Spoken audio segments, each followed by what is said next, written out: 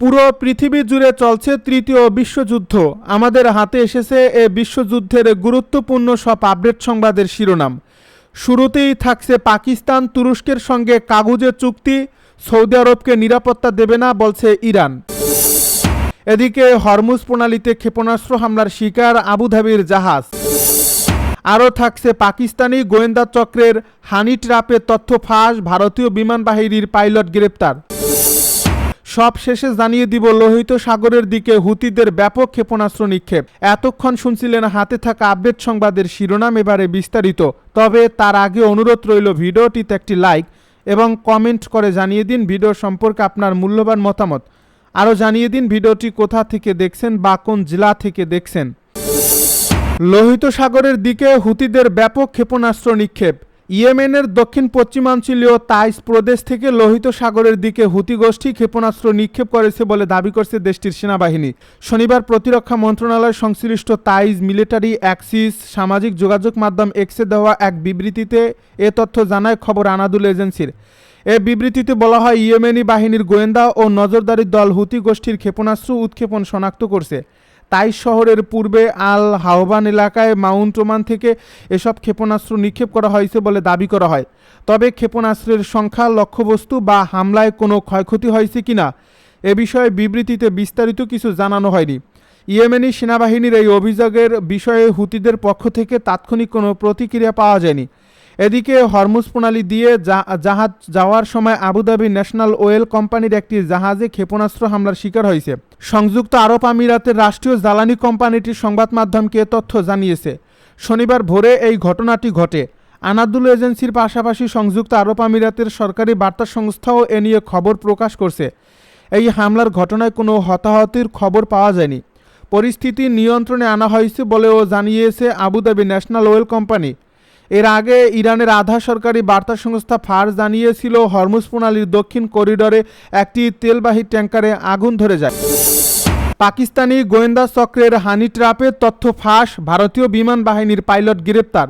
ভারতের দিল্লি পুলিশ সংবেদনশীল প্রতিরক্ষা সংক্রান্ত তথ্য ফাঁসের অভিযোগে দেশটির বিমান বাহিনীর এক উইং কমান্ডারকে গ্রেপ্তার করছে। তদন্তকারীদের সন্দেহ, তিনি একটি বৃহত্তর গুপ্তচর নেটওয়ার্কের সঙ্গে যুক্ত থাকতে পারেন। তার বিরুদ্ধে ভারতের অফিসিয়াল গোপনীয়তা আইনে মামলা করা হয়েছে খবর ইন্ডিয়া টুডের। পুলিশের দাবি, চলতি বছরের 30 মে ওই কর্মকর্তাকে গ্রেপ্তার করা হয়। ভারতীয় বিমান বাহিনী কর্তৃপক্ষের অভিযোগের ভিত্তিতে তার বিরুদ্ধে ব্যবস্থা নেওয়া হয়। প্রাথমিক জিজ্ঞাসাবাদের পর দিল্লির একটি আদালত তাকে তিহার কারাগারে পাঠায়। বর্তমানে তিনি বিচার বিভাগীয় হেফাজতে রয়েছেন এবং গ্রেপ্তারের পর থেকে জামিনের আবেদন করেনি বলে কর্মকর্তারা জানিয়েছেন।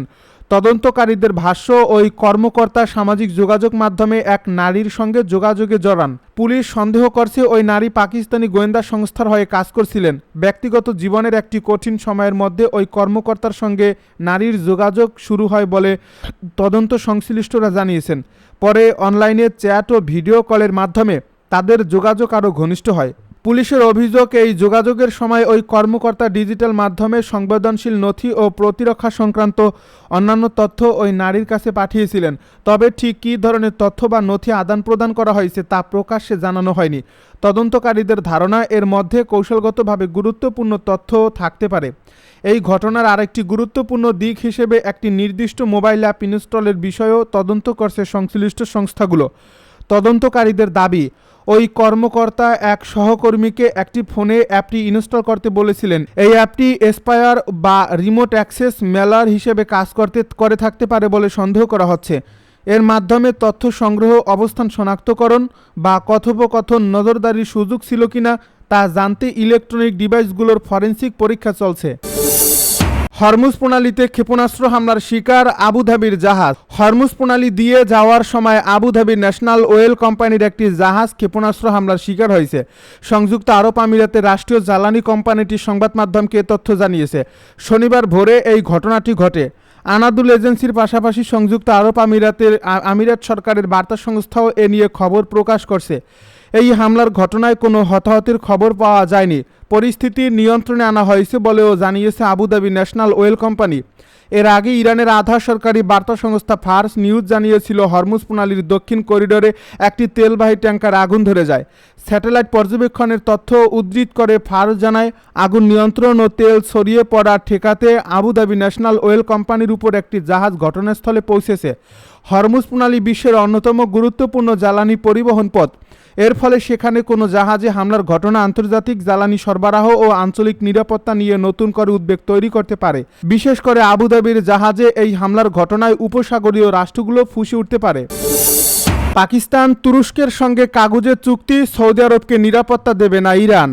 পাকিস্তান ও তুরস্কের সঙ্গে সৌদি আরবের নতুন প্রতিরক্ষা চুক্তি নিয়ে কড়া সমালোচনা করেছে ইরান। ওই চুক্তি সই হলেও তা রিয়াদকে স্থায়ী নিরাপত্তা দেবে না বলে মন্তব্য করেছেন ইরানের পার্লামেন্ট ও জাতীয় নিরাপত্তা এবং পররাষ্ট্র নীতি বিষয়ক কমিশনের সদস্য ইব্রাহিম রেজাই। এক্সে তিনি বলেছেন, সৌদির জনগণের জানা উচিত তুরস্ক ও পাকিস্তানের সঙ্গে কাগজের চুক্তি তাদের নিরাপত্তা দেবে না, যেমনটি বছরের পর বছর ধরে আমেরিকানদের অন্ধভাবে সেবা করেও তারা কোনো নিরাপত্তা পাননি। সমালোচনা করে ইরানের এক কর্মকর্তা আরও বলেন, সৌদি আরব তাদের নীতি সংশোধন করলেও নিরাপত্তার জন্য অন্যদের কাছে ভিক্ষা চাইতে হবে না। এনডিটিভি জানিয়েছে, শুক্রবার পাকিস্তান ও তুরস্কের সঙ্গে একটি যৌথ প্রতিরক্ষা চুক্তি স্বাক্ষর করে সৌদি আরব। পশ্চিম এশিয়ায় যুদ্ধ পরিস্থিতির মধ্যে নিরাপত্তা বন্ধন শক্তিশালী করতে মক্কায় ওই চুক্তি সই হয়েছে। ইরান যুদ্ধের কারণে উপসাগরীয় তেল সমৃদ্ধ দেশগুলো ক্ষেপণাস্ত্র হামলার মুখে পড়ছে। এই হামলা নিয়ে উদ্বেগে থাকা সুন্নি মুসলিম প্রধান ও মার্কিন মিত্র এই তিন দেশ নিজেদের সুরক্ষায় চুক্তি সই করছে। গত 28 ফেব্রুয়ারি যুক্তরাষ্ট্র ও ইসরায়েল যৌথভাবে ইরানে অভিযান শুরুর পর থেকে ইরান ও এর মিত্ররা সৌদি আরব এবং অন্যান্য উপসাগরীয় দেশগুলোর উপর হামলা চালিয়ে আসছে। তাদের জ্বালানি চালানে অবরোধ আরোপ করছে, যা বছরের পর বছর ধরে চলা আঞ্চলিক অস্থিরতার এক বড় ধরনের বিস্তার। চুক্তির উদ্দেশ্য নিয়ে পাকিস্তান, তুরস্ক ও সৌদি আরব এক যৌথ বিবৃতিতে বলেছে, যে কোনো আগ্রাসী কর্মকাণ্ডের বিরুদ্ধে সম্মিলিত প্রতিরোধ জোরদার করার চুক্তির লক্ষ্য। তিন দেশের যে কোনো একটির উপর সশস্ত্র আক্রমণ হলে তা সবার উপর আক্রমণ হিসাবে গণ্য করা হবে। যদিও বিবৃতিতে মক্কা যৌথ প্রতিরক্ষা শীর্ষকে চুক্তির অধীনে প্রত্যেকে কী ধরনের প্রতিশ্রুতি বা বাধ্যবাধকতা মেনে নিয়েছে সে সম্পর্কে সুনির্দিষ্ট কিছু বলা হয়নি। তবে বলা হয়েছে যে এই চুক্তির লক্ষ্য নিজেদের সম্মিলিত নিরাপত্তা শক্তিশালী করা এবং এ অঞ্চলে এর বাইরে শান্তির নিরাপত্তা ও স্থিতিশীলতা বাড়ানো। হরমুজ ইস্যুতে ওমানের সঙ্গে সমঝোতা কাঠামো চূড়ান্ত করছে ইরান। হরমুজ প্রণালী নিয়ে ওমানের সঙ্গে সমঝোতা কাঠামো চূড়ান্ত করছে ইরান। শুক্রবার কাতার ভিত্তিক সংবাদ মাধ্যম আল জাজিরা এক প্রতিবেদন এই তথ্য জানিয়েছে। ইরানের পার্লামেন্টের জাতীয় নিরাপত্তা কমিশনের মুখপাত্র হাসান ঘাসঘাবি রাষ্ট্রীয় সংবাদ সংস্থা ইরিনাকে বলেন, ওমানের সঙ্গে সমঝোতার সাধারণ কাঠামো নির্ধারণ করা হয়েছে। চূড়ান্ত খসড়া ও বিস্তারিত শীঘ্রই জানানো হবে। তবে তিনি স্পষ্ট করেছেন, চূড়ান্ত সিদ্ধান্ত উচ্চ পর্যায়ের অনুমোদনের উপর নির্ভর করবে। বিশ্বের সবচেয়ে গুরুত্বপূর্ণ তেল পরিবহনগুলোর অন্যতম হরমুজ প্রণালী। বিশ্বের মোট তেলের প্রায় 1/5 এই জলপথ দিয়ে পরিবহন হয়। যুক্তরাষ্ট্র ইসরায়েলের সঙ্গে ইরানের উত্তেজনা আঞ্চলিক সংঘাতে রূপ নেওয়ার পর থেকে হরমুজ প্রণালীতে জাহাজ চলাচল বারবার ব্যাহত হচ্ছে। বাণিজ্যিক জাহাজে হামলার ঘটনায় পরিবহন খরচ ও নিরাপত্তা নিয়ে উদ্বেগও বেড়েছে। শিল্প সংশ্লিষ্ট সূত্রগুলো অবশ্য বলছে, হরমুজ প্রণালী দিয়ে উপসাগরে প্রবেশকারী জাহাজের উপর ইরানের নিয়ন্ত্রণ প্রতিষ্ঠার যে প্রস্তাবিত চুক্তি তা বাস্তবায়ন সহজ হবে না। যুক্তরাষ্ট্রের নিষেধাজ্ঞা এবং অর্থ লেনদেনের ক্ষেত্রে কঠোর বীমা শর্তই এর প্রধান বাধা। রয়টার্সের তথ্য অনুযায়ী এ সপ্তাহে সোমবার থেকে বৃহস্পতিবার পর্যন্ত হরমুজ প্রণালী দিয়ে মাত্র 33টি জাহাজ চলাচল করছে। আগের সপ্তাহের একই সময়ে এই সংখ্যা ছিল 50টি। হরমুজ প্রণালী আবার খুলে দেওয়ার বিষয়ে ইরান ও ওমানের আলোচনার অগ্রগতির দিকে বাজার সংশ্লিষ্টরা নজর রাখায় জাহাজ চলাচল কমে গেছে। এর আগের দিন এই প্রণালীটি পার হয় মাত্র 4টি জাহাজ। এর মধ্যে ছিল বিশাল আকৃতির তেলবাহী জাহাজ নিসোস্কিয়া, এবং যা ইরাকের বসরাহ থেকে প্রায় 20 লাখ ব্যারেল অপরিশোধিত তেল নিয়ে যাচ্ছিল।